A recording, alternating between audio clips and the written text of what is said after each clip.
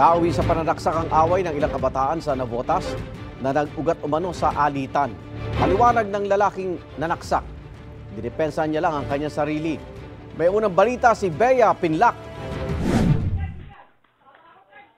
Sa pool sa CCTV ang pagkaripas ng takbo ng grupo ng lalaking ito sa barangay NBBS Navotas pasado alas 8 kagabi.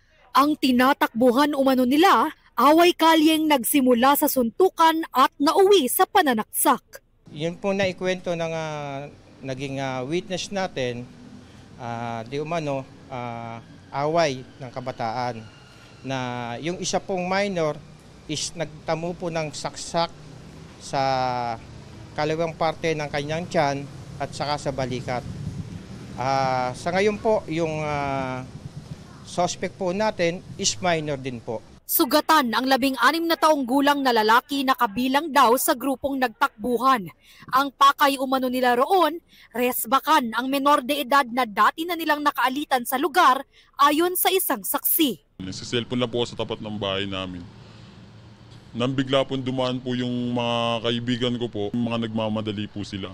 Kaya sinundan ko po sila, tapos yun nga po pala parang may re-rest ba, may nahanap po sila. Inabot po yung kaibigan ko ng saksak. Una raw natapat sa isang lamay ang sagupaan nila kaya inawat at tinaboy sila roon. Inawat niya lang po kasi malapit na po dun sa pinagbuburulan ng papa niya. Ayun lang po yung concern niya para itaboy po yung mga nag-aaway. Suntukan pa lang po nung inaawat ko. Tapos pagdating po sa malayo, doon po sila nagsaksakan. Agad namang itinakbo sa ospital ang nasaksak na lalaki. Depensa raw ng sumaksak sa kanya, self-defense ang nangyari. Base po doon sa nanaksak, pinagtanggol na papaluin daw po siya ng kahoy ng mga kaaway niya, kaya pinagtanggol niya lang daw yung sarili niya. Tinanong ko rin siya, saan mo nakuha yung kutsilyo? Inabot lang din daw sa kanya yung kutsilyo. Inaamin naman po ng bata na nanaksak na siya po yung sumaksak. Depensa lang daw po yun. Kayong ganyan, kami nang aawat lang kami dahil may patay kami.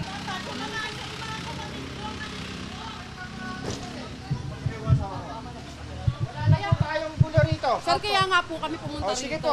Nagkagulo rin sa mismong Navotas Police Station nang magkasalubong ang kaanak ng nasaksak na lalaki at ang pamilya ng umawat sa alitan ng mga kabataan.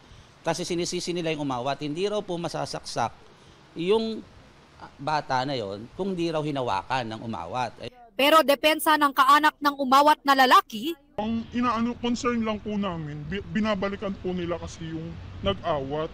Bakit po? Para saan po?